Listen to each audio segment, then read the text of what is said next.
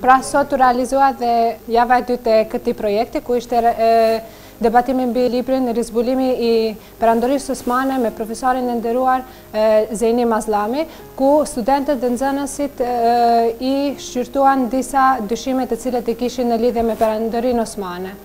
Përfitimet të cilat studentët dhe nxënësit që jemi në këtë projekt janë ato liria të shprehurit të një mendimi, apo liria të bësh debat rreth një teme të caktuar apo një libri të caktuar, si dhe gjithashtu marrim njohuri të ndryshme, edhe pse të gjithë këtu jemi studentë dhe nxënës të shumë profesioneve të ndryshme, por këtu marrim njohuri të cilat nuk i kemi marrë në shkolla apo në universitetet tona.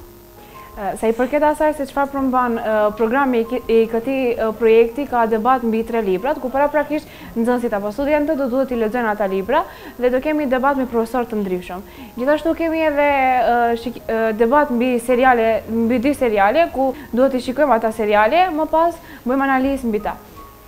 Dobit apo përparësitë e këtij projekti janë se zhvillimi i lirive të shprehurit, gjithashtu si dobi kryesore kemi edhe shoqërimi me vende dhe kultura të ndryshme. Është hera e dytë që marr pjesë në këtë projekt dhe herën e parë kam ngelur e kënaqur, por këtë herë do të thënë presim nga më shumë, qoftë edhe nga projekti, por edhe nga vetja, për arsye se tani më jemi rritur dhe disa gjëra i shohim në mënyrë pak më ndryshe. Libra dhe filma titullohet ky projekt. Në një anë shumë mirë sepse rinia në ditëve të sotit nuk lexon shumë libra, por në anën tjetër filmat jo vetëm që ne mund t'i shohim, por në këtë rast ne mund edhe të debatojmë me regjisorë dhe profesorë të ndryshëm.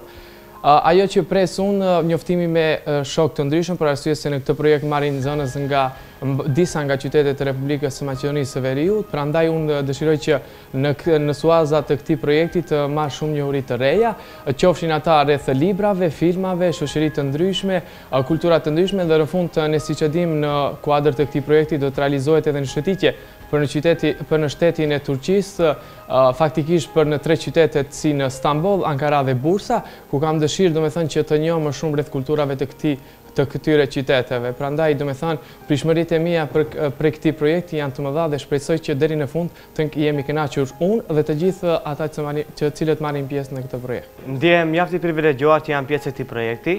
Sa i përket një projekti të karakterit të tillë, është hera e parë që marr pjesë dhe ndjehem mjaft i lumtur që është një projekt i mbështetur në mbi bazën e leximit. Për shkak se leximi është një aspekt dhe është mund të një mangësi e të rinjve tanë, të cilët nuk janë shumë të prirur për të lexuar, ose në fakt prirjen e kanë, por nuk janë të interesuar.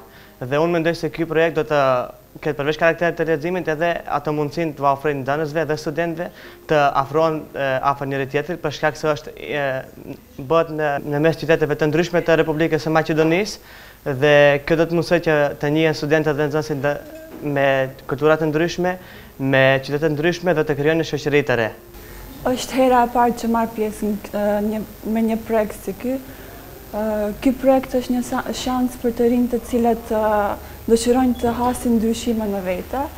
Këtë e them për shkak se gjithë e dim se ka shumë prej të rinjve të cilët lexojnë pak dhe kemi shansin që në këtë projekt lexojmë shumë libra, të shohim filma dhe të zhvillojmë debatin rreth këtyre filmave dhe librave. Përshëndetje, unë jam Metin Ferati, jam pjesëmarrës në projektin e Shkollës Rinore Ballkanike, projekti i cili titullohet Libra, Filma dhe Shëtitje. Pjesa e cila më ka lënë më shumë përshtypje në lidhje me këtë projekt është pjesa e librave, ku do të mund t'i lexojmë librat, po përveç t'i lexojmë edhe t'i debatojmë me profesorë dhe shkrimtarë të ndryshëm, të cilët do të na mundsojnë ta kapim edhe qëllimin kryesor me të cilin janë shënuar ata libra. Gjithashtu besoj që ky projekt do të më ndihmojë në ngritje intelektuale mua si person dhe do t'i zhvilloj aftësitë e mia debatuese. Njeriu çdo ditë ndryshon dhe unë besoj se me këtë projekt apo me këtë aktivitet ne do të ndryshojmë dhe karakteri jonë dhe pikpamja jonë mbi botën do të ndryshojë rrënjësisht, sepse ne vazhdimisht do të njihemi me kultura të reja, do të njihemi me atë të kaluarën tonë. Pastaj do të vizitojmë edhe vende të cilat ndoshta edhe nuk kemi pasur rast t'i shohim më herët. Përveç që do të njihemi me vende tjera, po ashtu edhe do të njihemi me libra të rinj.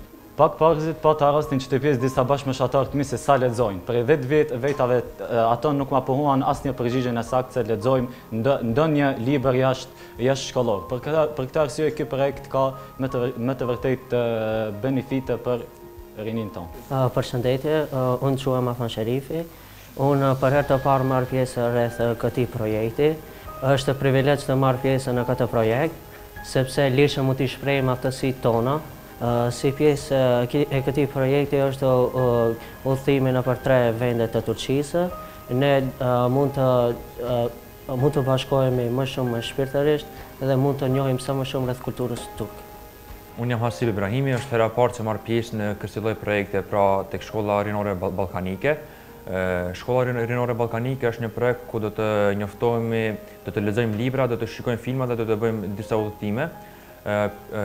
Pjesa që më ka pëlqyer më së shumti është pjesa e filmave, pra besoj që me anë të filmave të cilët do të shikojmë në këtë projekt do të njoftohemi me filma të kinematografisë shqiptare. Shpresoj se në fund të këtij projekti pasi të shikojmë filma, për ndonjërin për neve do të jetë një nxitje që në të ardhmen të krijojmë filma të ri dhe të dalin disa artistë të ri nga ky projekt i Shkollës Rinore Ballkanike.